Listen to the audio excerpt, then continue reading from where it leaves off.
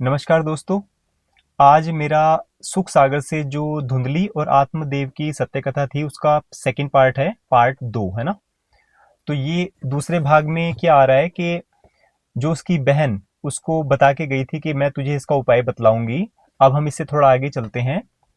इसमें उसकी बहन ने, किसकी, धुंधली की बहन ने उसको ये उपाय बतलाया कि मैं जो है 4 महीने से गर्भवती हूँ, तो अब तू मेरे साथ चल और मैं तेरे पति को यानी अपने जीजा को समझा दूंगी कि मैं इसको, धुंधली को अपने साथ लेके जा रही हूँ और इसकी देखभाल मैं करूंगी।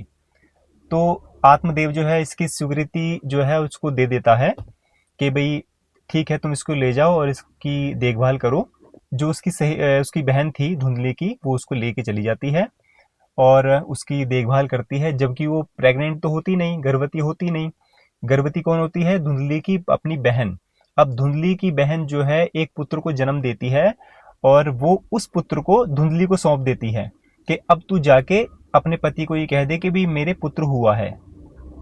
अब धुंधली अपनी बहन के कहने के अनुसार बिल्कुल ही वैसा करती है और अपने पति को कह देती है कि मुबारक हो, तुम बाप बन गए, हमें पुत्र हुआ है।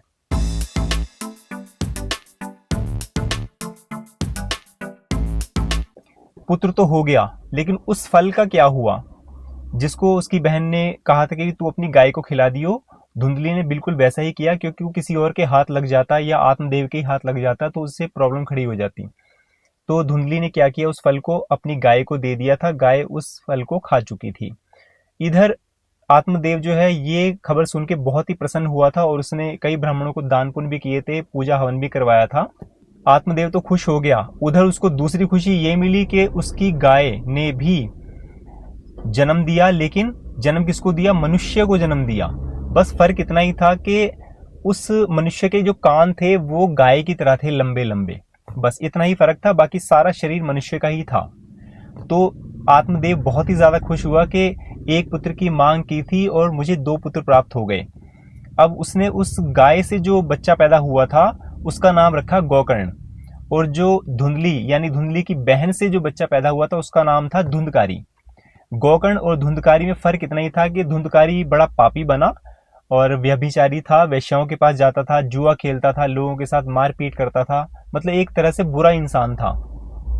उधर गोकर्ण जो था वो सत्यवादी था, सात्विक था, मांस नहीं खाता था, जुआ नहीं खेलता था और लोगों की सहायता करता था, भगवान की पूजा पाठ किया करता था। ये फर्क था दोनों में। क्योंकि जो ब्राह्मण ने, महात्मा ने आत्मदेव को जो फल दिया था ये उसी का परिणाम था कि गोकर्ण जो है इतना सत्यवादी और मेहनती और इतना पवित्र इंसान था। अब धुंधकारी जो है वो अपने माँ बाप को एक बार मार पीट के जो है वो घर से जो है कपड़े वगैरह बर्तन वगैरह लेके भाग गया और वो सारा सामान जो है उसने एक वैश्य को दे दिया, उस पर लुटा दिया। लेकिन वैश्य को वो धन पे धन देता रहा, चीजें लूट लूट के देता रहा, लोगों के घरों में भी चोरी करने लगा। इससे जो है धुंधली और आत्मदेव बड़े दुखी थे। तब वो गोकर्ण के आगे अपना दुख रोने लगे कि धुंधकारी जो है हमें बड़ा परेशान करता है और चोरी चकारी करने लगा है, मारपीट करने लगा है। तो जब वो अपना दुख गोकर्ण से कह रहे थे तो गोकर्ण ने अपने पिता को, आत्मदेव को समझाया कि पिताजी आप दुख ना करें, और ये दुख जो है सिर्फ हमारे घर में नहीं है, आप हर दूसरे तीसरे घर में चले जाइए, हर जगह यही दुख सता रहा है लोगों को। कभी संतान की तरफ से, कभी पति पत्नी आपस में झगड़ा करते हैं। सवाल यह है कि अगर आपको सुख पाना है तो आप ये मोह माया छोड़ दीजिए, मेरा पति, मेरा बच्चा, धन, मोह माया, ये सब छोड़ के आप वन में तपस्या के लिए चले जाइए। आत्मदेव जो था वो कहता है कि मुझे इसके बारे में ज्ञान तो है नहीं, कैसे करना है, क्या करना है। तब गोकर्ण उसको समझाता है कि भगवान श्री हरि का भजन कीजिए, वन में जाइए, वहां जाके कंद मूल खाइए, फल खाइए, जो भी प्राकृतिक रूप से हमें मिलता है, तो आपको जो सुख की प्राप्ति अपने आप होने लगेगी।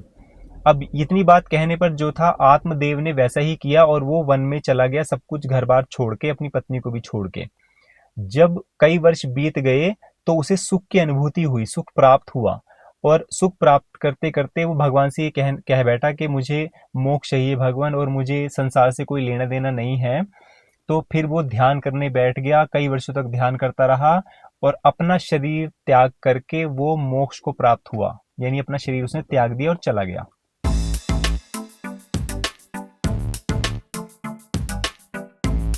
धुंधकारी वैश्य को सब कुछ लुटाने के बाद भी उसे चैन नहीं आया कि मैं वैश्य को पता नहीं क्या दे दूं। लेकिन अब वो अपनी माँ धुंधली के पीछे बुरी तरह से पड़ गया और माँ का गला दबाते हुए बोलता है कि घर में जो गड़ा हुआ धन है उसका पता बता, कहाँ गाड़ रखा है, मुझे वो धन चाहिए अभी। तो धुंधली जो है हैरान हो गई और मन में सोच रही कि क्या जवाब दूं, क्या जवाब दूं। तो उसने अपनी जान बचाने के लिए उस वक्त तो धुंधकारी को बोल दिया कि ठीक है मैं कल बता दूंगी, लेकिन आज तो छोड़ दे, कल बताती हूँ कि मैं भी तेरे साथ चलूंगी और उस घड़े धन को निकाल लेंगे, तू ले लियो जितना लेना होगा। ऐसी तसल्ली उसने अपने पुत्र धुंधकारी को दे दी। जब अगले दिन की बारी आई तो रात को ही धुंधली ने जो था ये सोच सोच के परेशान होती रही बिस्तर पे लेटी लेटी कि घर में गड़ा हुआ धन है ही नहीं, तो मैं इस दुष्ट को क्या बोलूंगी कल, तो ये तो मुझे वैसे ही मार देगा। तो मरने के डर से उसने स्वयं ही घर के कुएं में ही डूबकर जो है आत्महत्या कर ली। यहाँ धुंधली की भी जो है कथा समाप्त हो गई और आत्मदेव जो है उसने भी शरीर त्याग दिया था, उसको मोक्ष मिला। और धुंधली को मोक्ष मिला या नहीं मिला ये सुख सागर में नहीं आया है कि उसके मरने के बाद उसका क्या हुआ। तो दोस्तों ये पार्ट 2 जो है यही समाप्त होता है। पार्ट 2 जो है हमारा समाप्त होता है धुंधली और उसके पति आत्मदेव की कथा के साथ। अगला पार्ट 3 रहेगा सुख सागर से ही कि गोकर्ण और उसका भाई धुंधकारी इन दोनों का क्या हुआ आगे पार्ट 3 में बतलाया जाएगा, वो नेक्स्ट व्लॉग में बतलाया जाएगा। तो आज के लिए इतना ही। जय श्री राम।